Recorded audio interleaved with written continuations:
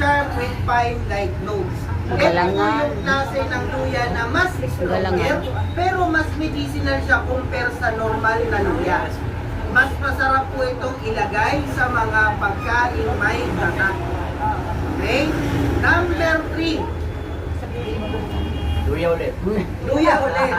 Ang pangalan ng luya na yan is, kamukha man siya ng typical na luya, yan po ang tinatawag na Mango ginger. The curcuma amara. Ang tawag po or ang lasa sa kanya is mild spicy, tangent, at yung kanyang aroma is subtle raw mango.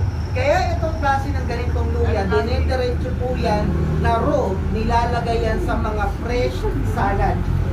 At kung tayo po is hindi natin makain ang luya, ito daw po nakakain po. Okay nang diretso. Okay nang hindi masama ang mukha. Okay. Kasi yung iba kasi, kumakain ng luya, ang sama pagkatapos na kumain ng luya. O minsan nakagat mo lang sa lugaw, di ba? Halos iluwa mo na, ito mangunguya mo.